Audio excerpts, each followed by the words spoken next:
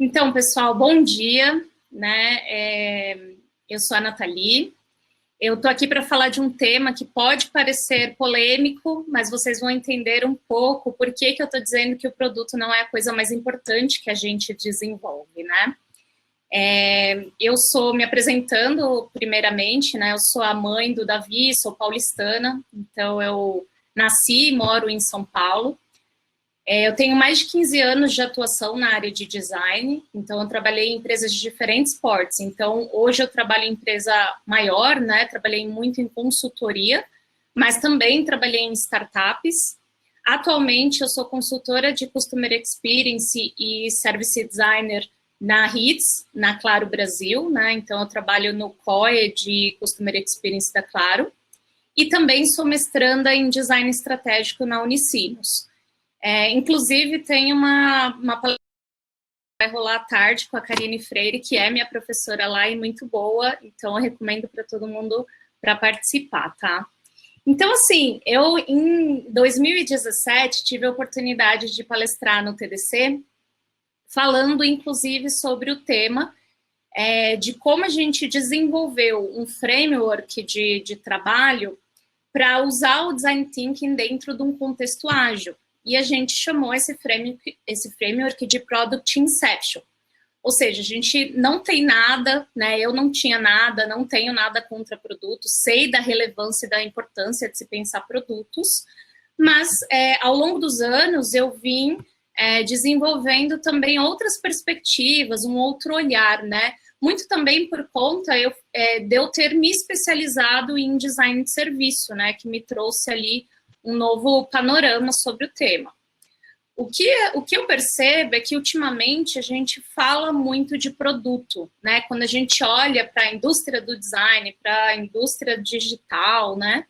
A gente vê que se fala muito de produto e a gente orienta todas as nossas práticas e métricas ao redor desse produto, né? Muitas vezes orientando o nosso desenvolvimento para um ativo que é da organização, ou seja, a gente acaba trabalhando com o pensamento de dentro da organização para fora, né?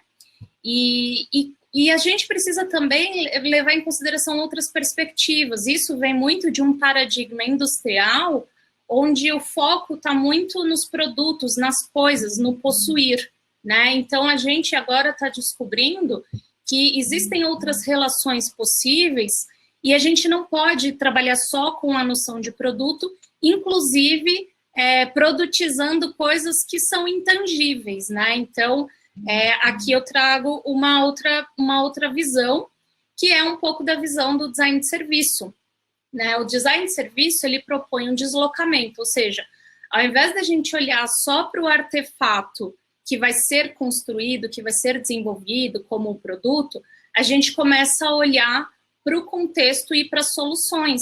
Soluções estas que podem ser processos, podem ser produtos e serviços, podem ser uma determinada forma de uma instituição se organizar.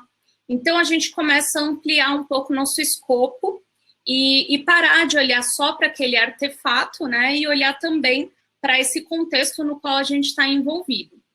E nesse enfoque, o design de serviço, né, essa noção, ela também se aproxima do meta-design, né? O que é o meta-design? É a gente trabalhar para essa criação de contextos, né? Então, a gente não está pensando só naquilo que será desenvolvido, mas a gente está pensando no modo como a gente se organiza, integra sistemas, organizações, para criar ambientes, cultivar conversações criativas, né? E até mesmo evoluir o próprio processo do design. A gente precisa olhar com desconfiança, né? Ter um pé atrás com qualquer modelo que não tenha uma centralidade nas pessoas, que nosso ponto de partida não sejam as pessoas. E, ao mesmo tempo, a gente precisa levar em consideração as diferentes dimensões desse ecossistema, né? Quando a gente está olhando para o todo, a gente precisa levar em consideração a pessoa para o qual a gente está projetando, para o qual a gente está desenvolvendo uma solução, seja um produto ou um serviço. A gente precisa levar em consideração a própria organização e os colaboradores dessa organização, o ecossistema no qual a gente está inserido, que está muito relacionado com a sociedade, com a forma como a gente serve e dialoga com a sua própria sociedade. E pensando em pessoas, a gente também tem diferentes dimensões dessa centralidade das pessoas, né? Porque a gente pode olhar uma pessoa no seu nível como usuário, ou seja, como que se dá essas interações desse usuário com um determinado ponto de contato. A gente pode olhar para essa dimensão cliente, que é todo o relacionamento que uma pessoa tem com a instituição e com sua rede de valor.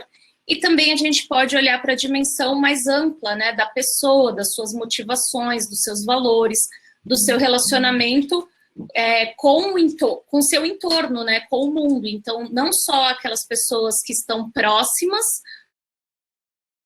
relacionamentos familiares, sociais, de comunidade, mas também pensar a sociedade de um modo mais amplo, como essa pessoa se baseia, né, em valores, em crenças, que a faz tomar decisões também, né? Então, existem outros objetivos possíveis para o design, né? Quando a gente para de olhar apenas o artefato, a gente começa a entender que a gente pode descobrir muito desse valor que está sendo trocado e co-criado nessa rede, né, nesse ecossistema. E esse valor, ele vai além do valor monetário ou do valor de troca, né? A gente tem o valor de uso, valores simbólicos, significado, valores sentimentais de pertencimento, de segurança. Então, a gente consegue, de fato, analisar aquilo que está gerando valor. E o valor, ele só pode ser definido pelos beneficiários. Então, naturalmente, a gente tem esse enfoque mais de fora para dentro da organização, ou seja, né, entender as pessoas para, a partir desses conceitos, desses pontos que foram levantados, a gente trazer isso para trabalhar dentro da organização.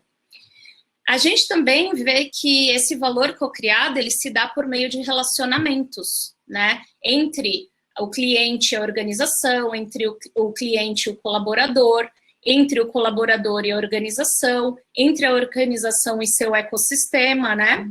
Então, esses relacionamentos, eles são chave na descoberta de como a gente pode se organizar melhor para arquitetar e co-criar esses valores, né? Da mesma forma, a gente pode considerar também todos os conhecimentos e capacidades existentes dentro da organização que vão contribuir para a gente conseguir entregar uma melhor experiência ou construir essa proposta de valor, né? E esses relacionamentos. Pode ser um conhecimento do cliente, né? O quanto que a gente conhece o cliente, o quanto que a gente tem conhecimento da própria rede, do ecossistema e dos nossos habilitadores de valor, ou seja, nossas capacidades, nossas habilidades de construir ali uma proposta de negócio para poder, de fato, criar esse valor em rede. Então, muito está dos objetivos possíveis do design relacionado a essas outras esferas também, né? E como eu comentei, a gente está saindo de um paradigma industrial, a gente precisa, né, sair desse paradigma industrial para o já emergente paradigma da transformação ecossistêmica, né? Então, a mentalidade do paradigma industrial, ele estava muito focado nas funcionalidades do produto, na produção em série, né, nessa excelência operacional, nessa produção em massa e no lucro, né? E agora a gente está caminhando para um mundo em que a gente está pensando de forma mais ecossistêmica, né? A gente tem o próprio pensamento sistêmico e tem um campo de conhecimento, né? O System Thinking, ou pensamento sistêmico, que oferece grandes bases, grandes fundamentos para o desenvolvimento desse pensamento, que está muito mais orientado a uma mentalidade de participação e cooperação para a criação de redes de valor. Ou seja, né, o nosso foco está nessa transformação contínua, em desenvolver habilitadores organizacionais. Então, o nosso jeito de pensar e fazer as coisas precisa também mudar, né? Precisa acompanhar essa transformação de mundo. E pensando nessa transformação de mundo, a gente se depara com a complexidade, né? Muitas vezes, naquele paradigma industrial, a gente tende a querer reduzir as coisas, né? A gente acha que as coisas não são tão complexas porque a gente está vendo apenas um recorte. Quando, na verdade, o mundo é muito mais complexo. E quando a gente começa a tentar abraçar todas essas dimensões, a gente se depara com essa complexidade. Então, para trazer aqui uma metáfora, né, de uma coisa até fora, né, fora do que comumente a gente faz, vou pegar aqui uma floresta. Não tem nada mais complexo, mais rico, né, quando a gente fala de biodiversidade, de relacionamentos, do que uma floresta, né? E a gente pode tentar, nesse exercício de entender a floresta, pegar uma partezinha dela, que é normalmente o que a gente faz, né? Quando a gente quer entender o todo, a gente vai lá e pega uma parte do todo, né? Então, a gente acaba reduzindo para uma pequena parte, para uma coisa, né? E a gente pode pegar a árvore aqui como um exemplo, e a gente pode ver que a árvore, em toda a sua altivez, né? Ela na sua solidez, ela parece uma coisa, né? Algo sólido, estático. Quando, na verdade, a árvore ela não é algo sólido, ela é estático, né? Ela está em constante relacionamento e cocriação consigo própria e com o meio na qual ela está inserida, né? Então, tem uma série de dinâmicas e de relacionamentos que acontecem entre essas partes, né? Essas partes da árvore, mas também com o seu meio. E nessa troca, nesses relacionamentos que acontecem, estão a principal chave dessa perpetuidade, né, dessa vitalidade da própria árvore, né, nesse metabolismo que a gente pode chamar por esses processos que se dão, que garantem a sua continuidade e a sua evolução. Então, se a gente for parar para pensar, se eu for analisar uma floresta, uma árvore, as partes nada vão me dizer sobre o fundamental, que é a dinâmica que mantém a evolução disso tudo, né? Então, o objetivo é a gente não focar somente nas coisas aparentemente sólidas, estanques, né?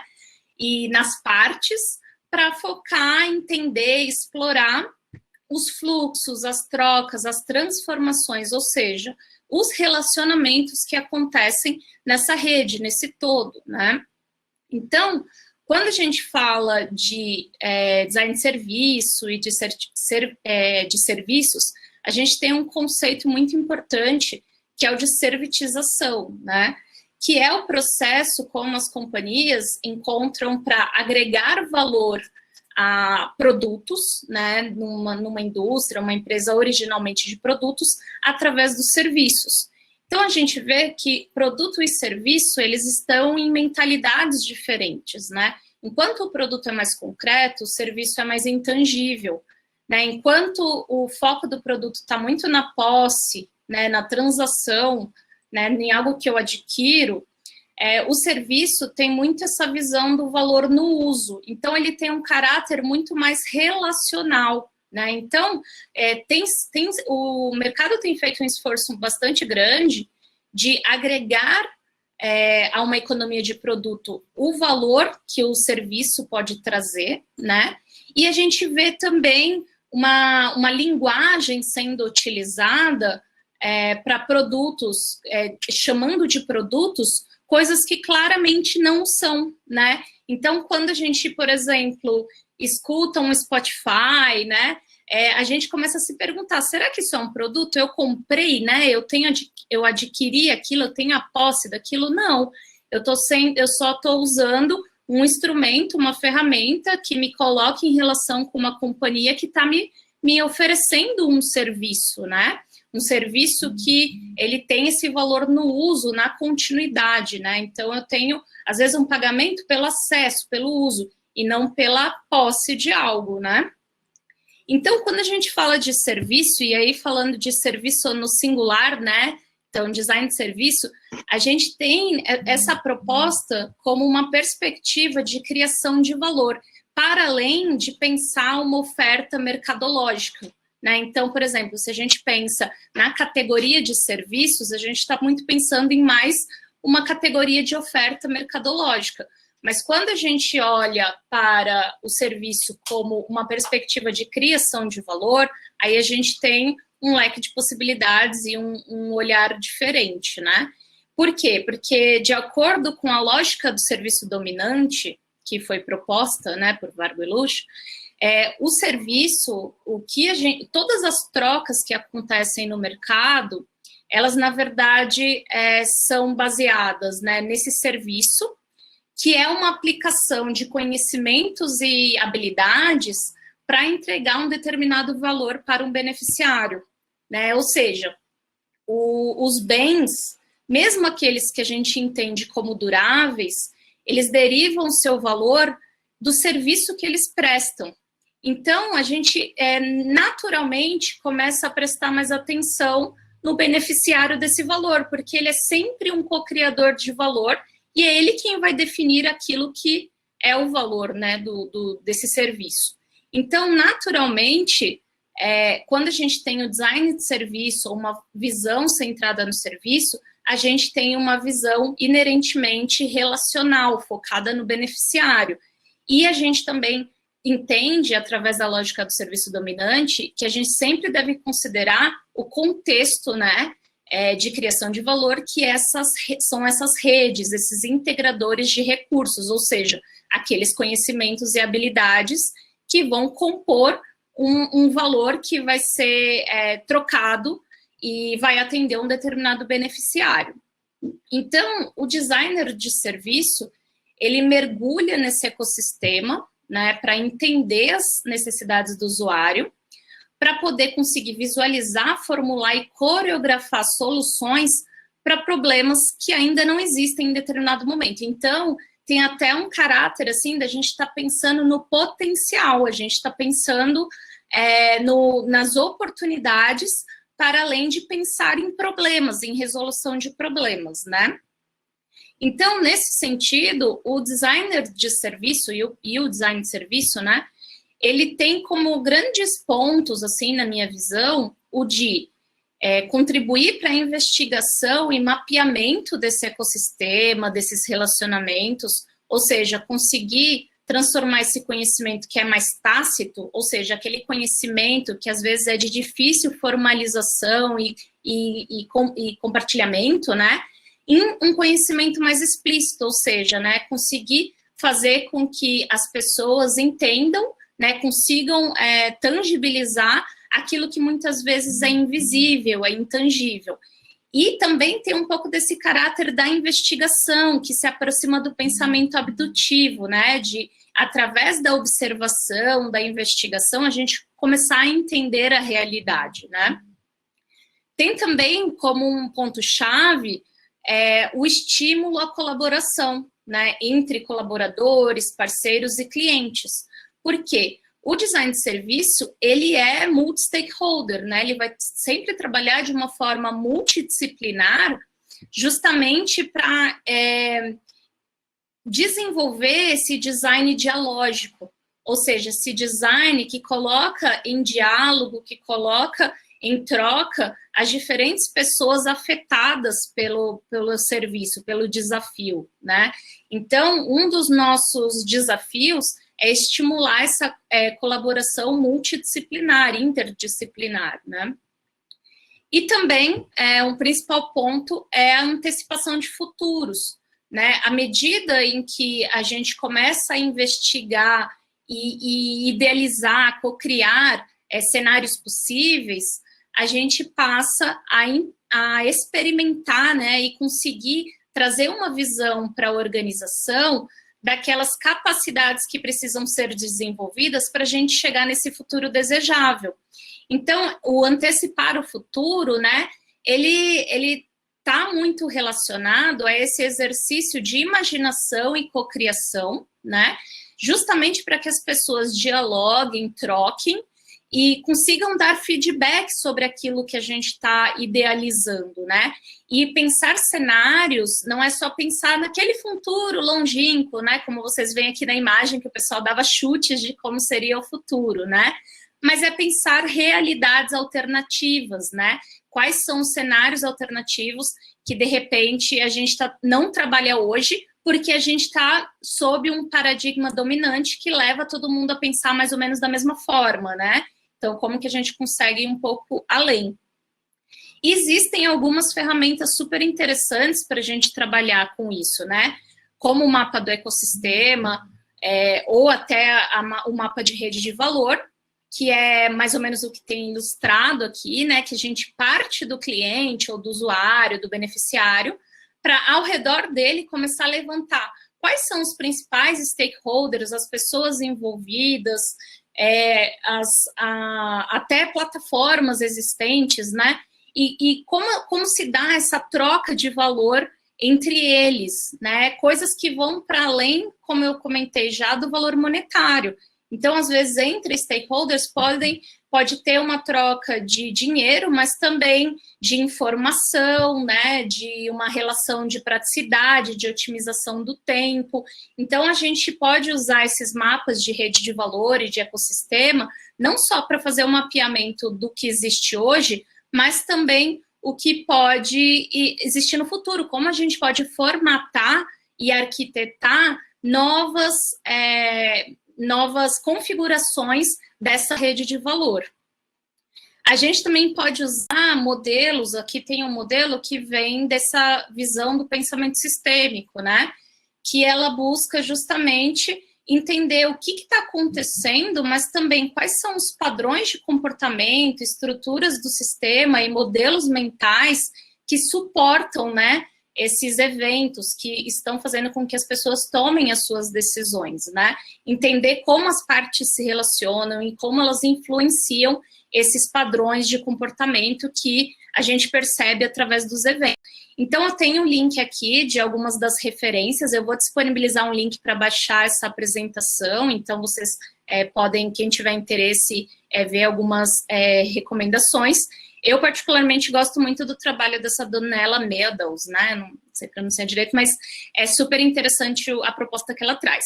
Um exemplo disso é a gente usar essas ferramentas para investigação. Então, a gente fazer um processo generativo ou uma entrevista, né, com stakeholders ou com clientes, para entender um pouco desse ambiente, dessa cultura, né? Existem também mapas conceituais, que são ferramentas super legais, onde você consegue ter os conceitos e também uma relação de causalidade, né, de influência entre eles. Então, dessa forma, você pode começar a perceber alguns padrões e algumas coisas super interessantes. Tem novamente o link aqui de uma masterclass do Capra, que é um autor que eu super recomendo, muito interessante, que ele compartilha, né, uma espécie de método, né, um passo a passo para fazer um mapa conceitual. A gente tem a famosa jornada do cliente, né? A jornada do cliente é uma excelente ferramenta para a gente começar a mapear, tangibilizar e trabalhar em cima do relacionamento que existe de um determinado usuário ou cliente com uma instituição, ou até mesmo do colaborador com a instituição. Então, a gente começa a mapear emoções, sentimentos e ver o que deve ser melhorado, aonde existe uma oportunidade e também, como eu comentei com vocês, né, tornar um conhecimento que muitas vezes é invisível em um conhecimento mais tangível, né, em algo que pode ser facilmente mais entendido e comunicado por todos. Existem também os workshops participativos, que são uma ferramenta muito bacana, porque eu falei do design mais dialógico, né? Que é uma oportunidade para que as pessoas apreendam, né? Entendam todo aquele conhecimento que foi gerado, tangibilizado, para, né, internalizar esse conhecimento e também para trocar uns com os outros, né? E fazer dessa forma com que as soluções sejam construídas não só para as pessoas, mas com as pessoas. Existem também narrativas, storyboards, né? Então, a gente tem os services blueprints, que são ferramentas justamente para começar a tangibilizar esses cenários, né? Essas possibilidades. Então, uma narrativa Às vezes ela pode ser uma história, né? Ela pode ser uma história contada visualmente, né? E o Service Blueprint, inclusive, ele serve para trazer todas as dimensões de processos internos da organização que vão suportar a entrega, né, de uma nova experiência, de uma nova jornada, de uma nova condição ali de negócio, né, de oferta de negócio. Então, em síntese, o que na minha visão eu acho que a gente pode mais agregar, né, para essa visão de design? Através do próprio design de serviço e do design estratégico, né? O desenvolvimento do valor, né, de valor em rede, ou seja, a gente ter uma visão mais ampliada de quem é a pessoa, de quem são as pessoas para o qual a gente está projetando, o que elas almejam, como elas se relacionam com os outros e com o mundo, para ajudar a organização a pensar em benefícios tangíveis e intangíveis para